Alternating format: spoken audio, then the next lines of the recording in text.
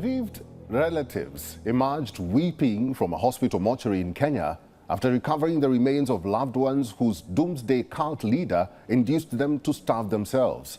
The bodies of more than 400 followers of the Good News International Church have been exhumed from the Shakahola forest in southeastern Kenya since April 2023 in one of the world's worst cult-related tragedies of recent decades.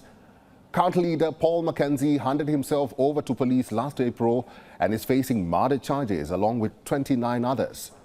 All have pleaded not guilty. Mackenzie stands accused of telling his followers the end of the world was coming and they should kill themselves to be first in line to ascend to heaven. Here's a report.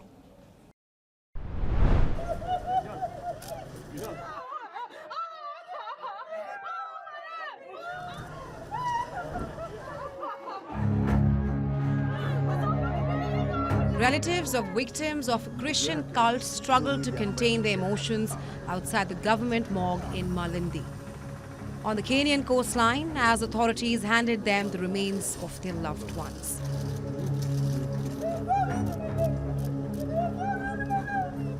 This comes more than a year since the doomsday cult was uncovered in the Shakahola forest in southeastern Kenya.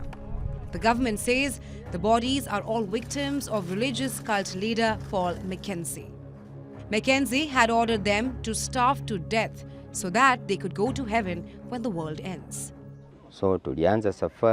We started our journey on Sunday morning and got here yesterday. Today we came to verify if indeed the remains are of our kins. They showed us some photos on how the state of the remains looked when they were exhumed and the results that match his son's DNA. They asked if we came with our own hearse, but we have no means to transport the remains of our brother. That is our biggest challenge. Mackenzie, the leader of the Good News International Church, handed himself over to police last April. He is facing murder charges along with 29 other people in one of the world's worst cult-related disasters in recent history. It is 1 year later, we have still only 33 bodies identified. There are 390 plus bodies yet to be identified positively. Going at this rate, we are going to be here for 10 years trying to identify the 390 plus bodies. Rights groups have also questioned the government's lack of support to families who do not have the financial means to transport the remains of the relatives for burial. We would like also to hear from the minister more information with regards to why is it that these 400 bodies remain yet unclaimed. We suspect it is because there is very little confidence in many families that they will be able to retrieve the bodies of their loved ones, and therefore they're not coming forward, or that there may be costs involved.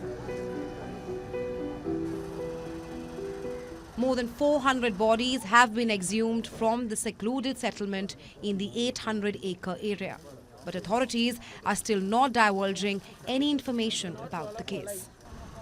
We'll report WION World is One. For all the latest news, download the WION app and subscribe to our YouTube channel.